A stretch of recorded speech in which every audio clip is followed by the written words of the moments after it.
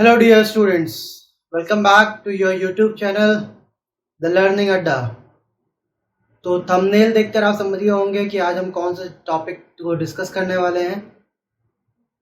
तो आज बहुत टाइम से मेरे स्टूडेंट्स बोल रहे थे कि सर आप क्लास 10th और 12th के लिए डाल रहे हैं, 9th के लिए कुछ वीडियो अपलोड नहीं किया है। तो आज हम एक टॉपिक डिस्कस करेंगे क्लास 9th का, जो कि बहुत ही आसान चैप्टर है, बहुत ही आसान टॉपिक है और उसको बहुत अच्छे से समझिए। और आई होप कि ये वीडियो देखने के बाद आप क्लास 10th की भी प्रोबेबिलिटी सॉल्व कर सकते हैं एनसीईआरटी बुक से। और ये जो चैप्टर है बहुत ही आसान है, इसमें कुछ भी ऐसा नहीं है कि जो आपको आता नहीं, आपको बहुत पहले से आता है सारा चीज़। कुछ चीज़ें हैं जो मैं ऐड ऑन करना चाहता हूँ इसमें, ध्यान से देखिएगा। इसके बाद इस लेक्चर के बाद आप क्लास 10th का क्वेश्चन भी सॉल्व कर सकते हैं। और अगर आप चाहें तो आप अपनी बुक उठाइएगा क्लास 10th की, वहाँ से सॉल्व करिएगा। अगर आपके पास बुक नहीं है तो मैं नीचे डिस्क्रिप्शन में लिंक दे दूंगा, वहाँ से आप book PDF as a PDF download कर सकते हैं।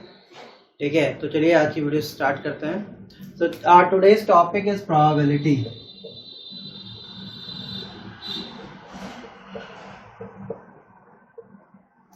अच्छा भाई, बात ये आती है कि प्रोबेबिलिटी होता क्या है ना। जब कभी भी हम चांसेस की बात करते हैं, कहते हैं कल शायद ये हो जाएगा, शायद कल ये होगा, शायद ये नहीं होगा। तो जहाँ पे ये वर्ड शायद हम लगाते हैं तो शायद के साथ में हम कहते हैं प्रॉबली, यानी उसकी होने की प्रोबेबिलिटी है। वो हो सकता है और नहीं भी हो सकता है। जैसे मैंने कहा कल बारिश होगी, तो ये पॉसिबिलिटी है कि हो जाए और ये भी पॉसिबिलिटी है कि ना हो। ठीक है, जैसे मैंने कहा कि मे बी 31st को लॉकडाउन खुल जाएगा, तो अभी भी संशय है कि हो सकता है लॉकडाउन खुले पूरी तरह से और हो सकता है लॉकडाउन पूरी तरह से ना खुले।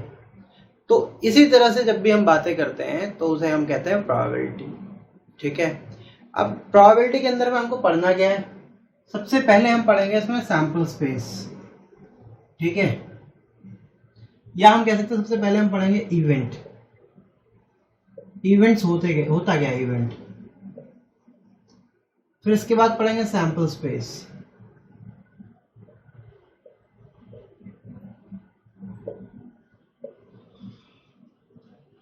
सैंपल स्पेस के बाद हम लोग पढ़ेंगे सम ऑफ ऑल पॉसिबल आउटकम्स।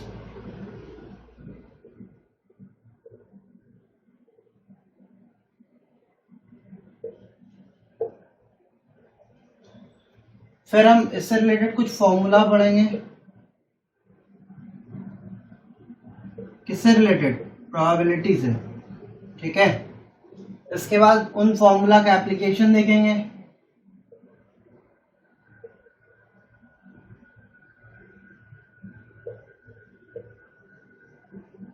और लास्ट में हम पढ़ेंगे इसमें word problems.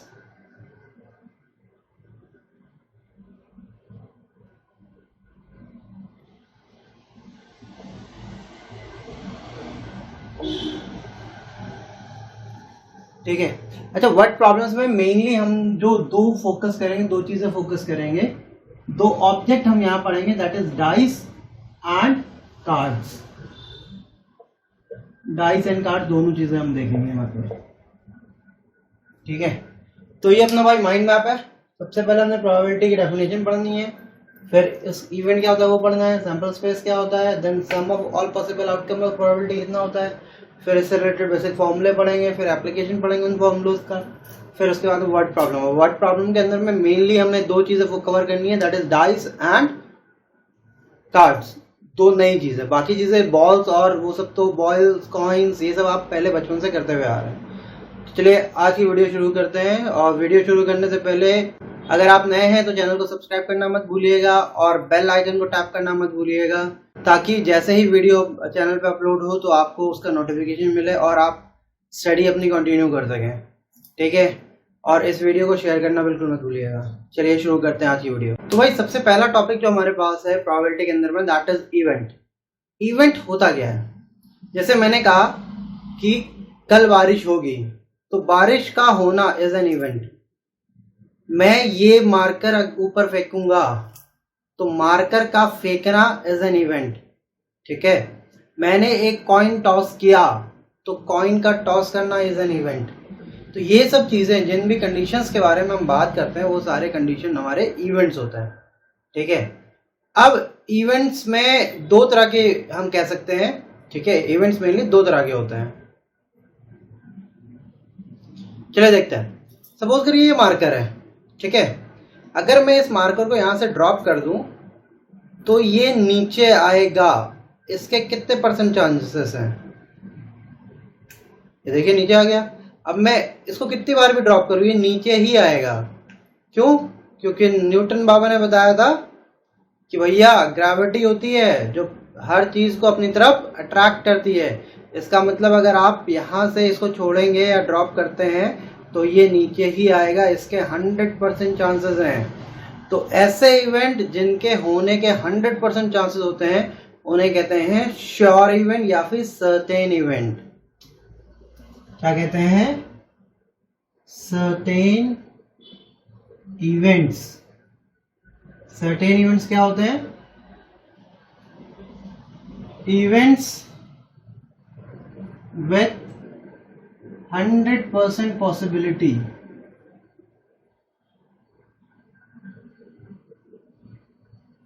are known as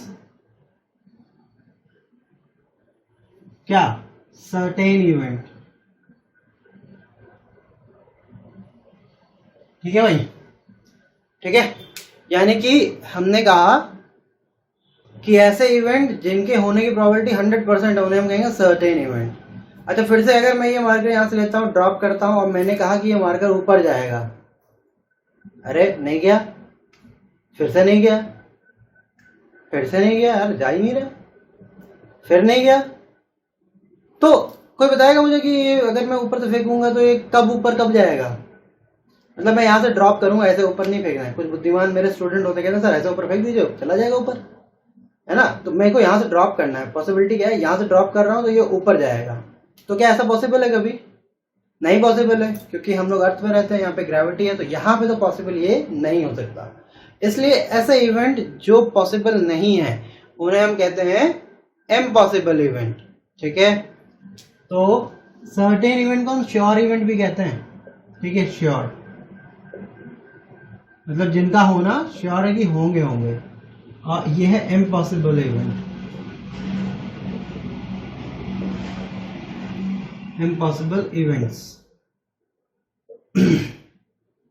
तो भाई इम्पॉसिबल इवेंट्स with 0% possibility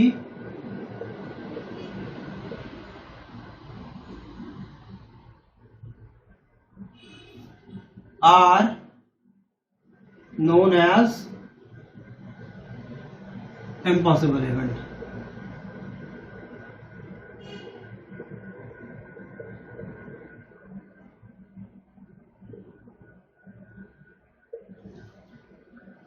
तो भाई अब आपको पता हो गया कि पॉसिबल इवेंट क्या है, इम्पॉसिबल इवेंट क्या है। ऐसा इवेंट जिसके होने की प्रोबेबिलिटी 100% है वो पॉसिबल इवेंट है, और ऐसा इवेंट जिसके होने की प्रोबेबिलिटी 0% है वो इम्पॉसिबल इवेंट है। अच्छा, क्या मुझे ये बताओ कि 0 से कम, ये जो यहाँ से हमने डेफिनेशन देखी, यहाँ से हम क्या कंक्लूड कर पा रहे हैं? क्या 0 से कम प्रोबेबिलिटी हो सकती है? नहीं हो सकती है। 0 से ज्यादा हो सकती है। अच्छा, 100% से ज्यादा हो सकती है? 100% से ज्यादा भी नहीं हो सकती है। तो यहां से हमने एक कंक्लूजन निकाला क्या, कि प्रोबेबिलिटी ऑफ एन इवेंट, ये सिंबॉलिकल रिप्रेजेंटेशन है प्रोबेबिलिटी ऑफ एन इवेंट का, ये जो होगा वो 0 से बड़ा या बराबर होगा और 1 से छोटा या इक्वल होगा। ठीक है, अब यहां से कुछ बातें और आती हैं। सबसे पहली, probability of an event cannot be negative। मतलब अगर 0 से कम नहीं हो सकता, 0 से या तो 0 होगा तो 0 से बड़ा होगा, तो नेगेटिव नहीं हो सकता। दूसरे वर्ड में हम कह सकते हैं 0 से कम नहीं हो सकता। Probability of an event can not be less than 0। ठीक है, फिर सेकेंड पॉइंट हमारा आता है probability of an event can not be greater than 1। मतलब किसी भी इवेंट की प्रोबेबिलिटी 1 से ज्यादा नहीं हो सकती है, 100% से ज्यादा नहीं हो सकती है। 100% को हम देखो 100% होता है ना, 100%, और परसेंट को क्या लिखता है 1/100, तो 100 ऊपर है अपॉन 100, ये कैंसिल हो गया, 1 आ गया। ठीक है, ऐसे ही 0% है तो इसको लिखेंगे 0/100 और 0/ एनीथिंग इज 0। तो जो आपको ध्यान रखना है, अगर कोई भी डेटा परसेंटेज में गिवन है और कहता है कि ये प्रोबेबिलिटी है कि नहीं है, तो हम लोग को देखना है वो 100 से कम होना चाहिए या 100 के इक्वल होना चाहिए, 0 से बड़ा होना चाहिए या 0 के बराबर होना चाहिए। दूसरी बात, अगर नंबर में दी है तो हमें देखना है कि वो 1 से बड़ा ना हो और 0 से छोटा ना हो, 1 और 0 हो सकते हैं। चलिए, जो अभी हमने डिस्कस किया उसमें कुछ क्वेश्चन करते हैं। ये क्वेश्चन 1 नंबर में आता है, आपके 10th में भी आता है और 9th की क्लास 9 के क्वेश्चन में भी आता है। आपको कुछ नंबर दे देंगे, कहेगा which of the following is not a probability of an event. ठीक है, तो देखिए नंबर देखते हैं, 0.25, 3.2, 2/3, 125%, 74%, -3.2, -0.2, 0.2357, 77.5%। तो चलिए देखते हैं। एक चीज याद रखिएगा, हमको ये याद रखना है, अगर सिंपल नंबर में दे रखा है तो 1 से बड़ा नहीं होना चाहिए और 0 छोटा नहीं होना चाहिए। परसेंटेज में दे रखा है तो 0 से कम नहीं होना चाहिए और 100 से ज्यादा नहीं होना चाहिए। चलिए, अच्छा सर फ्रैक्शन की तो बात बताई नहीं, तो फ्रैक्शन में आपने ये ध्यान रखना है कि न्यूमरेटर जो है वो डिनोमिनेटर से बड़ा ना हो, क्योंकि अगर जैसे ही न्यूमरेटर डिनोमिनेटर से बड़ा होगा तो जैसे डिवाइड करेंगे 1 से ऊपर आ जाएगा। ठीक है, तो चलिए देखते हैं, ये 1 से बड़ा है कि छोटा है, 0 से तो निकल चुका लेकिन 1 नहीं पहुंचा, इसका मतलब ये पॉसिबिलिटी है। यहां पे देखिए न्यूमरेटर जो है वो डिनोमिनेटर से बड़ा है, इसका मतलब ये पॉसिबिलिटी नहीं है। Numerator is less than denominator, ये पॉसिबिलिटी है। यहाँ परसेंटेज आ गया तो ये 125 हो गया, यानी 100% से ज्यादा हो गया, तो ये गलत हो गया। ये 100% से कम है तो ये होगा। यहाँ पे देखिए माइनस साइन आ गया इसलिए ये नहीं होगा, यहाँ पे भी माइनस साइन आ गया इसलिए ये नहीं होगा। यहाँ देखो 0 से आगे निकल चुका है लेकिन 1 नहीं पहुंचा है, तो ये पॉसिबल है। ये परसेंटेज में है और 100 से कम है, इसका मतलब ये भी पॉसिबिलिटी है। ठीक है, तो आई होप यहाँ से आप आइडेंटिफाई करना सीख गए कि कैसे हम आइडेंटिफाई करते हैं कि कौन सा जो इवेंट है वो पॉसिबल है, मतलब उसके प्रोबेबिलिटी किसी इवेंट की प्रोबेबिलिटी है और किसी इवेंट की प्रोबेबिलिटी नहीं हो सकती है। चलिए अब अपना अगला टॉपिक डिस्कस करते हैं, जो कि है सैंपल स्पेस। ठीक है, सैंपल स्पेस एग्जैक्टली होता क्या है, आपको ये आना चाहिए। सैंपल स्पेस, सपोज करिए हमने कोई एक इवेंट लिया और वो इवेंट है टॉसिंग अ कॉइन। हम एक कॉइन को टॉस कर रहे हैं। ठीक है, तो अगर कॉइन टॉस करेंगे तो क्या आएगा, बिल्कुल सही, हेड आएगा। सर टेल भी आ सकता है ना, जरूरी थोड़ी ना हेड ही आए। जय वीरू वाला थोड़ी ना, दोस्त कौन सी मूवी थी वो, किसी को मूवी का नाम याद हो तो प्लीज मुझे नीचे कमेंट सेक्शन में बताना कि कौन सी मूवी थी जिसमें वो टॉस करता हमेशा हेड ही आता है, जय वीरू जिसमें थे। तो अगर हम कॉइन टॉस करते हैं तो या तो हेड आता है या तो टेल आता है। ठीक है, तो हमने कहा कि हमारा जो इवेंट है that is tossing a coin, तो उसका सैंपल स्पेस जो बनेगा वो ये बनेगा, या तो हेड या तो टेल। ठीक है, हम हमेशा सैंपल स्पेस को ऐसे कर्ली ब्रैकेट के साथ में ही लिखेंगे। ठीक, अच्छा सपोज करते हैं हमने एक डाइस थ्रो किया है, तो डाइस का सैंपल स्पेस क्या बनेगा, उसके जितने भी पॉसिबल आउटकम्स हैं, पॉसिबल आउटकम मतलब क्या क्या पॉसिबल है उसमें आ सकता है। ठीक है, या तो 1 आ सकता है, या तो 2, या तो 3, 4, 5, 6, इसके अलावा कुछ नहीं आ सकता, क्योंकि जो डाइस है हमारी नॉर्मल जो डाइस होती है उसमें 1 to 6 तक ही नंबर होता है।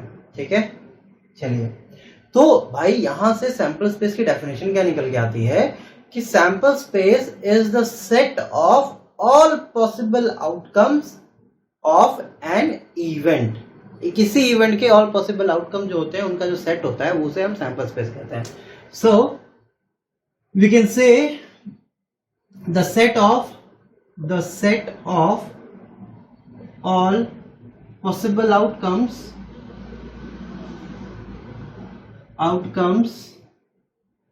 of an event. याद रखिए कि यहाँ पे एक टाइम पे एक ही इवेंट की बात करेंगे. The set of all possible outcomes of an event is known as sample space.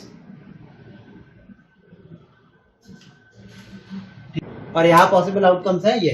अगर सपोज करो मैंने कहा हमको एक इवेंट लेना है जिसमें हम name of the days in a week ले रहे हैं, तो उसका सैंपल स्पेस क्या बन जाएगा? Monday, Tuesday, Wednesday, Thursday, Friday, Saturday and Sunday.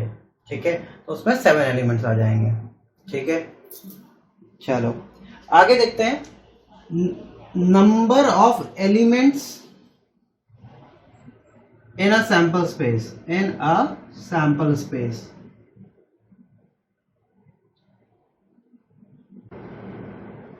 Suppose करो मैंने कहा कि भैया मैं एक नहीं 3 कॉइन टॉस करूंगा. ठीक है, 3 कॉइन साइमल्टेनियसली अगर हम टॉस करते हैं तो क्या उसके सैंपल स्पेस में भी 2 ही इवेंट होंगे या 4 होंगे या 8 होंगे या कितने हो सकते हैं? ठीक है, तो वो जो चीज है वो हम यहाँ पे स्टडी करेंगे कैसे निकालते हैं. तो सबसे पहले यहाँ पे 2 चीजें हमको ध्यान रखनी है. पहला, हम ऑब्जेक्ट क्या ले रहे हैं. ठीक है, दूसरा, कितने ऑब्जेक्ट हैं, या अगर एक ही ऑब्जेक्ट है तो उसको कितनी बार टॉस कर रहा है. ठीक है, ये दोनों कंडीशन एक ही होंगी यहाँ पे. क्या? Number of objects, and if we have only one object then how many time we are tossing that object. ठीक है, पहला चीज ऑब्जेक्ट क्या है, दूसरा नंबर ऑफ ऑब्जेक्ट या उस ऑब्जेक्ट को कितनी बार टॉस किया जा रहा है. ठीक है, तो चलिए देखते हैं. Let us suppose we are tossing 3 coins. ठीक है, तो इसके सैंपल स्पेस में कितने एलिमेंट होंगे?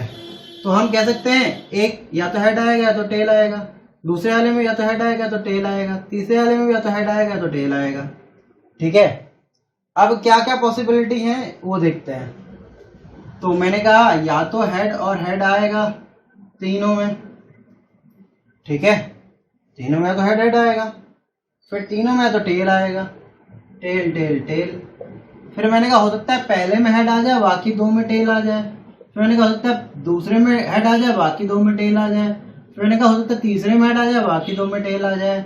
फिर मैंने कहा पहले और दूसरे में हेड आ जाए बाकी तीसरे में टेल. मैंने कहा पहले और तीसरे में हेड आ जाए बीच वाले में टेल. मैंने कहा पहले और तीसरे वाले में, दूसरे और तीसरे वाले में हेड आ जाए उसमें टेल. ठीक है, कितने हो गए? 1 2 3 4 5 6 7 8. इसके अलावा अगर कोई और बन रहा हो तो बता दो. ठीक है, मेरे ख्याल से और तो कुछ बनेगा नहीं. ठीक है, यही सैंपल स्पेस आ जाएगा हमारा, है ना. तो ये हमारा सैंपल स्पेस हो गया. इसमें कितने एलिमेंट आ गए? 8 एलिमेंट. 1 2 3 4 5 6 7 8. तो मतलब अगर 3 कॉइन्स हैं तो उसमें क्या होंगे? 8 हमारे एलिमेंट्स हो जाएंगे. ठीक है, अच्छा इसी तरह से अगर हम एक डाइस थ्रो करते थे तो उसमें 6 एलिमेंट्स आते थे. अगर 2 डाइस थ्रो करेंगे तो उसमें 36 एलिमेंट आएंगे. 3 करेंगे तो कितने आएंगे? 216. ठीक है, तो निकालते कैसे हैं? ठीक है, तो इसके लिए एक फॉर्मूला हम पढ़ते हैं. हो सकता है आपको बुक्स में पता नहीं मिले ना मिले, मुझे पता नहीं है. Number of faces to the power number of objects. मतलब क्या है कि जिस ऑब्जेक्ट को आप टॉस कर रहे हैं उसमें कितने फेस हैं और कितने ऑब्जेक्ट्स हैं. मैंने कहा था ना कौन सा ऑब्जेक्ट है और कितनी बार टॉस कर रहे हैं. तो भाई एक कॉइन है, कॉइन के कितने फेस होते हैं? 2, हेड टेल. तो यहाँ आ जाएगा 2. ठीक है, क्या आ जाएगा? 2. और नंबर ऑफ ऑब्जेक्ट कितनी बार टॉस हो रहा है? 3 कॉइन्स टॉस है तो ये 3, यानी 2 to the power 3 is 8. ठीक है, ऐसे ही अगर हम डाइस की बात करें तो डाइस में कितने फेस होते हैं? आपने देखा होगा 1 2 3 4 5 6, है ना. तो 6 फेजेस होते हैं. तो 6 to the power 1 when we are tossing our dice. 6 to the power 2 when we are tossing 2 dice, 6 to the power 3 when we are tossing 3 dice and so on. ठीक है भाई, तो ये समझ में आ गया कि अगर डाइस को एक या दो या तीन डाइस होंगे तो कितने नंबर ऑफ एलिमेंट होंगे सैंपल स्पेस में, अगर एक दो या तीन कॉइन होंगे तो कितने नंबर होंगे सैंपल स्पेस में. ठीक है, चलिए अब क्या होता है, अब मेरे कुछ होनहार और टैलेंटेड स्टूडेंट वो कहते हैं सर एक चीज बताइए. सर ने कहा ठीक है भैया पूछिए. सर अगर एक कॉइन और एक डाइस थ्रो करें तो कितने एलिमेंट होंगे. ठीक है, तो फिर से हमने यही चीज याद रखनी है, number of faces to the power number of object. तो भाई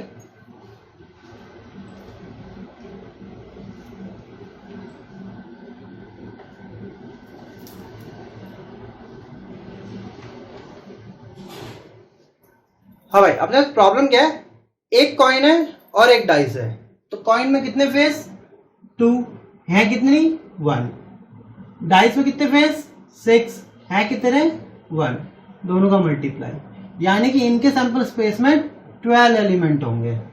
अगर एक कॉइन और एक डाइस थ्रो करते हैं तो उसके सैंपल स्पेस में 12 एलिमेंट्स होंगे.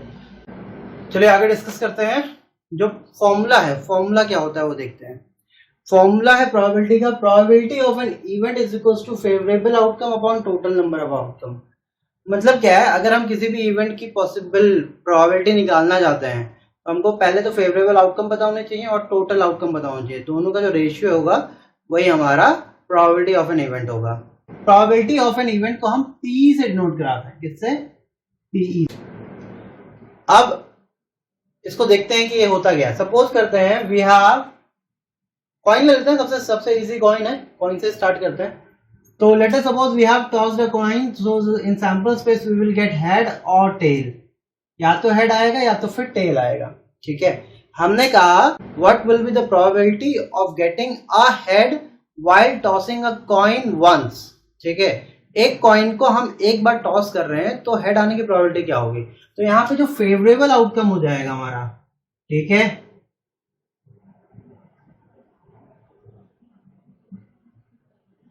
फेवरेबल आउटकम वो आ जाएगा getting a head, getting a head. और टोटल आउटकम्स क्या है,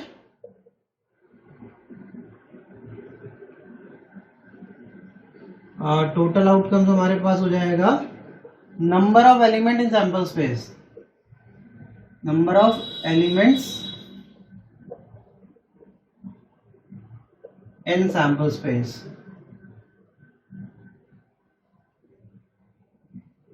ठीक है भाई, फेवरेबल आउटकम जो हमको चाहिए, यहाँ पे हेड निकालना है तो गेटिंग अ हेड, और total outcome number of element in sample space, sample space में कितने नंबर है वो हो जाएंगे हमारे टोटल आउटकम. तो भाई चलो देखते हैं प्रोबेबिलिटी ऑफ एन इवेंट, यानी probability of getting head, we will have head, कितने हेड है एक, और टोटल कितने हैं 2, तो इट विल बी 2, 1/2. ठीक है, इजी था. चलिए अब एक क्वेश्चन और करते हैं जिससे आपको थोड़ा और अच्छे से क्लियर होगा. इस बार डाइस लेके करते हैं. तो we are tossing a dice and we will find the probability of getting first a prime number, an odd number, an even number and a number greater than 4. क्या, सबसे पहला हम फाइंड करेंगे गेटिंग अ प्राइम नंबर, दूसरा find करेंगे getting an even number, third one we will find getting an odd number, then fourth composite number, and last one a number greater than 4. ठीक है, तो इस एग्जांपल से आप लोगों को बहुत अच्छे से क्लियर हो जाएगा क्या करना है. Now we are tossing a coin. तो कॉइन जब टॉस करते हैं तो याद रखिए, sorry, now we are tossing a dice. तो डाइस जब हम टॉस करते हैं तो उसमें 6 एलिमेंट्स आते हैं उसके सैंपल स्पेस में. तो चलिए सबसे पहले सैंपल स्पेस बनाते हैं. Sample space equals to 1 2 3 4 5 6. इस इवेंट को मैं मान लेता हूं P, इस इवेंट को मान लेता हूं E, इस इवेंट को मान लेता हूं O, इसको मान लेता हूं C और इसको मान लेता हूं G. ठीक है, मतलब मैंने क्या सपोज किया है, प्राइम नंबर आने वाला इवेंट को हम पी से डिनोट कराएंगे, इवन नंबर आने वाले इवेंट को हम ई से डिनोट कराएंगे। ठीक है, सबसे पहले हम निकाल रहे हैं प्रोबेबिलिटी ऑफ पी। फॉर्मूला फिर से यही रखेंगे, probability of an event equal to favourable outcome upon total number of outcome. याद रखिएगा, आप जब भी क्वेश्चन सॉल्व करेंगे तो पहले ये फॉर्मूला आपको लिखना है, उसके बाद ये प्रोसेस आगे कंटिन्यू करनी है। तो probability of getting a prime number, सबसे पहले मैं प्राइम नंबर का देख लेता हूँ, पी का सेट क्या बनेगा। तो इसमें प्राइम नंबर 1 प्राइम नंबर नहीं है, 2 प्राइम नंबर है, 3 प्राइम नंबर है, 4 नहीं है, 5 प्राइम नंबर है। उसके बाद इवन नंबर का सेट बना लेता हूं, तो 1 इवन नंबर नहीं है, 2 है, 4 है और 6 है। फिर ऑड नंबर का सेट बना लेता हूं, तो ऑड है 1, 3 एंड 5। ठीक है भाई, कंपोजिट बना लेते हैं। तो कंपोजिट नंबर का अपने पास सेट है 4 एंड 6, और अ नंबर ग्रेटर देन 4, इसका सेट अपने पास क्या है, 4 से बड़े कौन कौन से हैं, 5 और 6, 5 एंड 6। ठीक है, तो चलिए प्रोबेबिलिटी निकालते फटाफट। Probability of an event P, P में कितने इवेंट है, 3, और टोटल सैंपल स्पेस में 6, यानी कि 1/2। प्रोबेबिलिटी ऑफ ई, कितने इवेंट है इसमें, 1, 2, 3, 3 upon total 6, 1/2। Probability of odd क्या आ जाएगा, फिर इसमें देखो 1, 3 एंड 5, 3 इवेंट्स हैं, अपॉन 6 यानी 1/2। गेटिंग अ कंपोजिट नंबर, कितने इवेंट हैं, 1, 2, और टोटल कितने हैं, 6 यानी 1/3। Probability of getting a great number greater than 4, कितने हैं, 2/6 यानी कि ये भी 1/3। तो ये हमारे सारे निकल आए। ठीक है, तो याद रखिए, जब भी हम फेवरेबल आउटकम निकालते हैं तो हम देखते हैं कितने एलिमेंट है, ये नहीं देखेंगे नंबर क्या क्या ना, एलिमेंट देखेंगे कितने एलिमेंट है, 1 एलिमेंट है, 2 एलिमेंट है, 10 एलिमेंट है, upon total number of element in sample space. इस तरह से इसको सॉल्व करेंगे। चलिए भाई आगे देखते हैं। अच्छा, अगर मैं एक कॉइन टॉस करता हूं, ठीक है, तो सैंपल स्पेस में या तो हेड आता है या तो टेल आता है, यही तो आता है, इसके अलावा कुछ आ नहीं सकता। ठीक, तो मैं कह रहा हूं कि हेड आने की प्रोबेबिलिटी क्या होगी, 1/2। टेल आने की प्रोबेबिलिटी क्या होगी, 1/2, यही होगा, है ना। तो अगर आप देखो इन दोनों को हम ऐड करते हैं तो कितना आता है, 1। इन दोनों के अलावा कुछ और तो आ नहीं सकता, या और कुछ आ सकता है, कॉइन खड़ा हो जाएगा सर, है ना। वो एक्सेप्शनल केस है, उसको नहीं हम कंसिडर करेंगे। ठीक है, हम सिर्फ इतना को कंसिडर करेंगे जो होना चाहिए वो इवेंट। तो या तो हेड आ सकता है या तो टेल आ सकता है। 1/2 ऐड कर लिया, 1 आ गया। अच्छा, अगर हम डाइस की बात करते हैं, तो बात हो गई कॉइन की। अगर हम डाइस की बात करते हैं तो डाई में क्या होता है, सैंपल स्पेस में या तो 1 आएगा, या तो 2, 3, 4, 5, 6, इसके अलावा कुछ आ सकता है, नहीं आ सकता। चलो भाई, प्रोबेबिलिटी ऑफ गेटिंग अ 1, कितने 1 है इसमें, एक ही है, और टोटल 6 है। प्रोबेबिलिटी ऑफ गेटिंग अ 2, तो भाई 2 का मतलब है कि कितने 2 है, कितनी बार 2 है, एक ही है, तो 1/6। फिर प्रोबेबिलिटी ऑफ 3, कितने 3 हैं, एक, 1/6। Probability of 4, 1/6। Probability of 5, 1/6। Probability of 6, 1/6। अच्छा, यहाँ पे बच्चे गलती क्या करते हैं, बच्चे ये क्या करते हैं, ये तो ठीक है 1/6 लिख दिया, यहाँ पे 2/6 लिख देते हैं, यहाँ पे 3/6 लिख देते हैं, यहाँ पे 4/6 लिख देते हैं, 5/6 एंड 6/6। तो वो गलत है। हमने क्या करना है, फेवरेबल आउटकम्स, यानी आउटकम क्या है, 3 आना। तो यहाँ पे 3 कितनी बार है, 3 एक ही बार है, तो 1/6। 5 कितनी बार है, एक ही बार है। 2 कितनी बार है, एक ही बार है, इसलिए हम इसको लिखेंगे।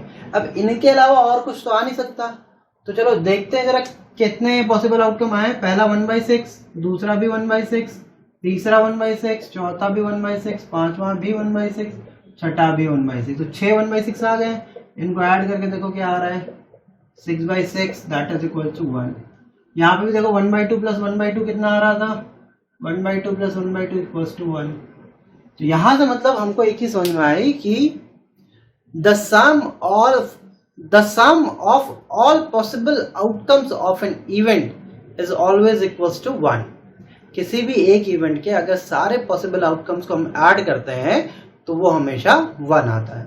ठीक है, चलो देखो अच्छे से देख लो इसे। इस पे क्वेश्चंस आते हैं, कैसे आते हैं आपको ये दे देगा कि ये प्रोबेबिलिटी ऑफ एन इवेंट है। ठीक है, बताना ये पॉसिबिलिटी है कि नहीं है।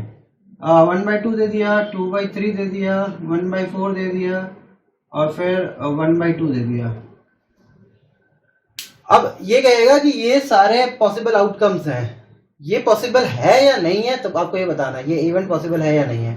तो आप क्या करोगे, सिंपली इन सबको ऐड करोगे। अगर ऐड करने पे 1 आ रहा है, 1 आ रहा है, एग्जैक्टली 1 आना चाहिए, 1 आ रहा है तो ये होंगे पॉसिबल आउटकम्स के प्रोबेबिलिटीज, अदरवाइज ये नहीं होंगे। ठीक है, 1 ही आना चाहिए, 1 से कम या 0 ज्यादा वाला कॉन्सेप्ट यहाँ नहीं लगेगा, वो प्रोबेबिलिटी ऑफ एन इवेंट में था। ठीक है, यहाँ एक इवेंट के सारे पॉसिबल आउटकम का सम 1 होना चाहिए। तो हमारे पास यहाँ से जो रिजल्ट आया that is the sum of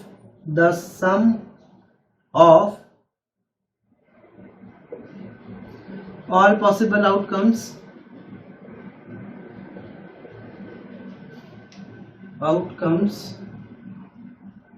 of an event is equals to 1 only. ठीक है भाई, किसी भी इवेंट के सारे पॉसिबल आउटकम्स को ऐड करते हैं तो 1 आना चाहिए, 100% 1 ही आना चाहिए। 1 के अलावा कुछ आएगा तो हम कह देंगे कि भैया वो एक इवेंट के सारे पॉसिबल आउटकम्स नहीं है, या फिर ये जो पॉसिबल आउटकम है वो वाला इवेंट पॉसिबल नहीं है। चलिए भाई, फिर से एक कॉइन लेते हैं। कॉइन में इसलिए ले रहा हूँ बार बार क्योंकि कॉइन सबसे ऐसा छोटा सैंपल स्पेस है जिसको हम इजिली समझ सकते हैं, तो आप बहुत इजीली उसको समझ के बहुत इजीली ग्राफ्स कर लेंगे, तो इसलिए कॉइन ले रहा हूँ। बाकी अभी हम बाद में और भी सैंपल स्पेस कंसीडर करें। तो यहाँ पे देखिए हमने एक कॉइन लिया, फिर से हमने कहा हेड आने की प्रोबेबिलिटी 1/2 है। ठीक है, अब कुछ बच्चों के दिमाग में खुरापात आई कि सर आप हर बार आने की क्यों ले रहे हैं, ना आने की लीजिए। ठीक है, हर बार पढ़ाई करने के लिए क्यों बोलते, कभी कभी ऐसा ही बोले जाओ बच्चों खेलो जाके, पढ़ाई मत करो आज। तो वैसे ही हर बार हेड आने की प्रोबेबिलिटी क्यों ले रहे हैं, एक बार हेड ना आने की प्रोबेबिलिटी कैसे निकालेंगे। ठीक है, तो भैया बढ़िया क्वेश्चन, ऐसी भी सोच रखनी चाहिए।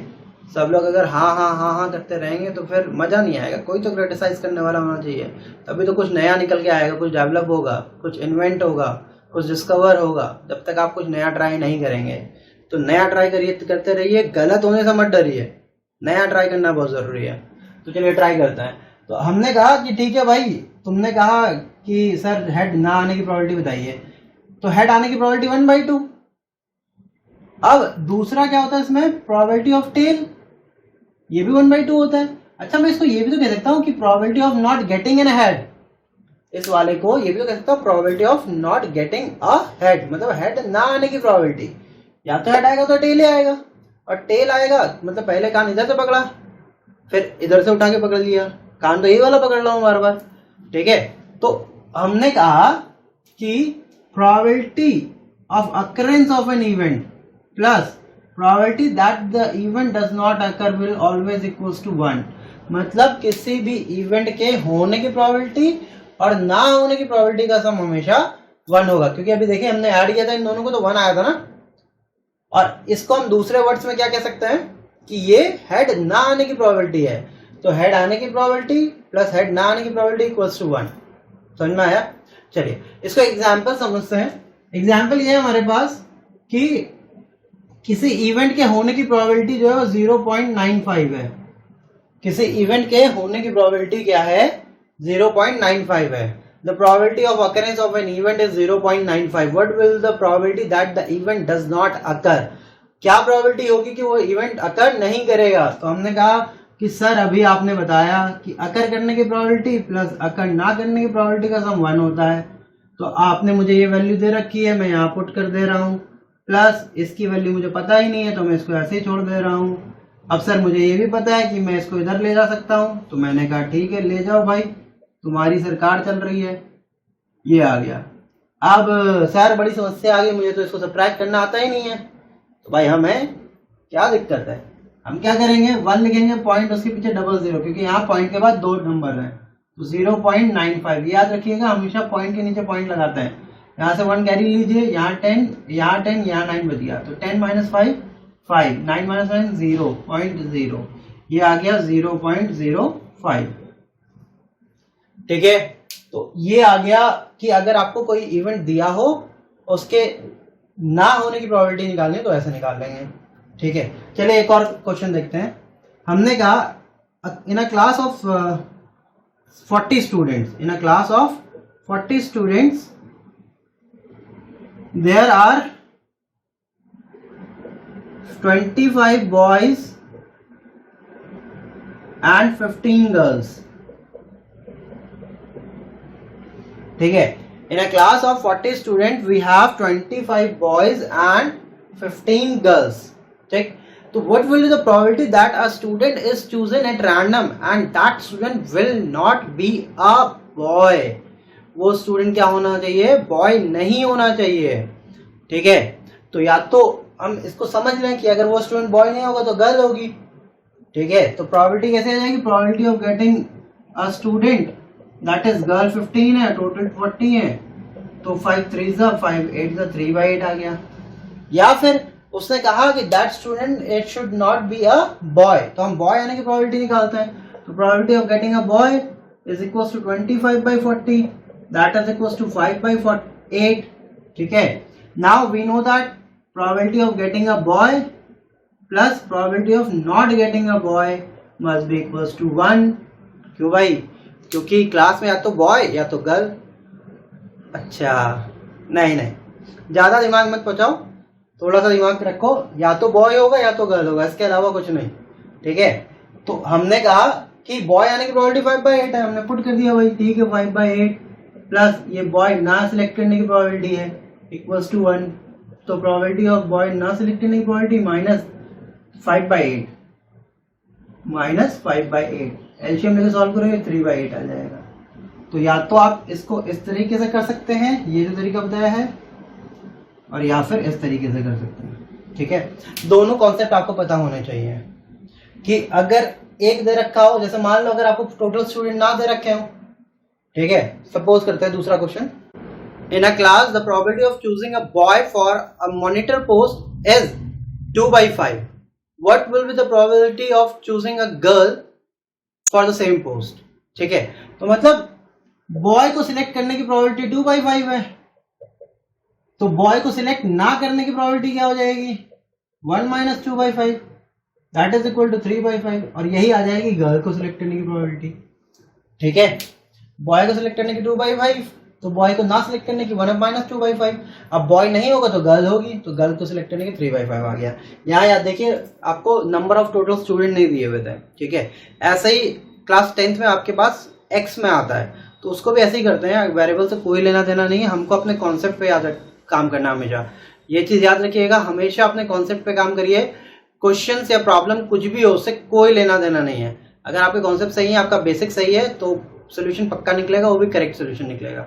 चलिए आगे देखते हैं। तो आई होप जितना अभी तक पढ़ाया आपको समझ में आया होगा। हमने सैंपल स्पेस डिस्कस किया, इवेंट डिस्कस किए, सर्टेन इवेंट क्या होता है, श्योर इवेंट क्या होता है, फिर उसके फॉर्मूला डिस्कस किए, है ना, और उसके बाद एप्लीकेशन देखा उन फॉर्मूला का, कैसे हम उनको यूज कर सकते हैं। तो आप एनसीईआरटी उठाइए, उसमें से अपनी एक्सरसाइज जो भी प्रोबेबिलिटी गिवन है उसको करिए। आई एम श्योर कि आप मोस्ट ऑफ द क्वेश्चन कर लेंगे, बस जो बेसिक चीजें मैंने बताई हैं वो याद रखिएगा। ठीक है, चलिए अब आगे थोड़ा सा और सीखते हैं। हम बात कर रहे थे सैंपल स्पेस की, है ना, तो हमने डाइस और कॉइन तो कर लिया, अब हम डिस्कस करते हैं कार्ड्स।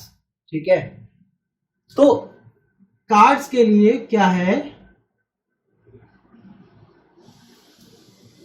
इसमें टोटल 52 कार्ड्स होते हैं। वन डेक ऑफ कार्ड्स मतलब 52 कार्ड्स। ठीक है, one deck of cards stand for 52 cards. ठीक है भाई, अब ये 52 कार्ड्स में कौन कौन से होते हैं वो देखते हैं। तो हमारे पास होता है एस, इसको बोलते हैं एस, या पहले शेप देखते हैं। हमारे पास 4 शेप होते हैं।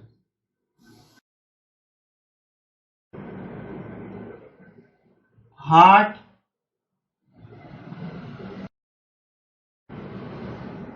अरे यार क्लब बनता नहीं मुझसे, वो बन गया। Club shape, heart and diamond, ये 4 शेप होता है। ठीक है, तो आप लोग एक बार चेक कर लीजिएगा कि इसके नाम जो है मैंने सही बोले हैं या नहीं। वैसे भी मुझे नाम से कोई लेना देना नहीं है, डेटा से मतलब है। ठीक है, बस ये याद रखिए, इसमें ये दोनों ब्लैक होते हैं, ये दोनों रेड होते हैं।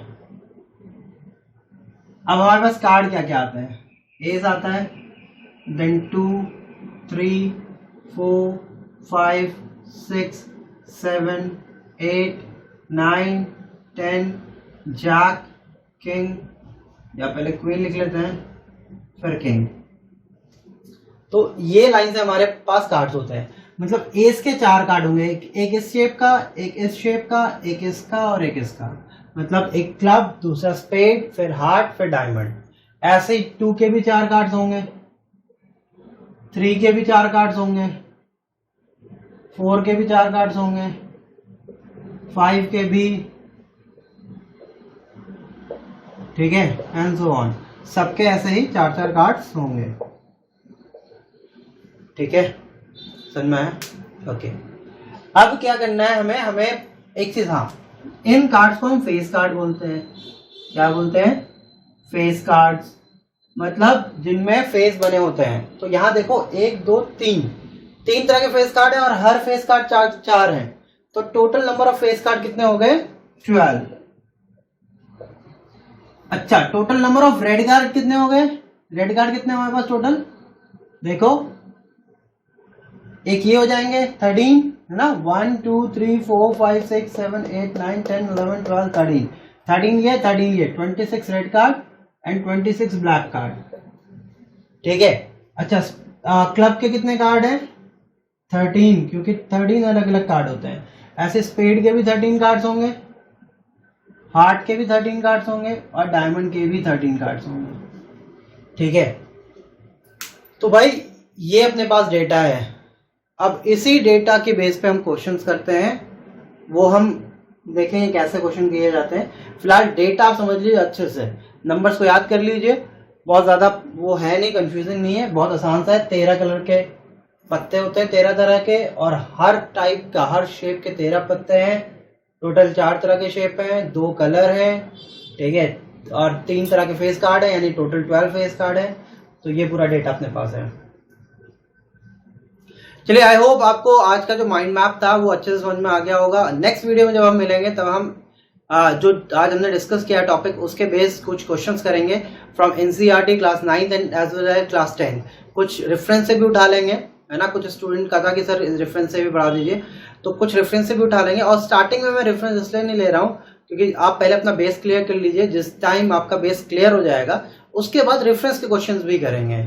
ठीक है, तो तब तक के लिए सीखते रहिए, पढ़ते रहिए, घर पे रहिए, स्टे होम, स्टे सेफ, और वीडियो को शेयर, लाइक और चैनल को सब्सक्राइब करना बिल्कुल मत भूलिएगा। Till then, see you in next video, take care, bye.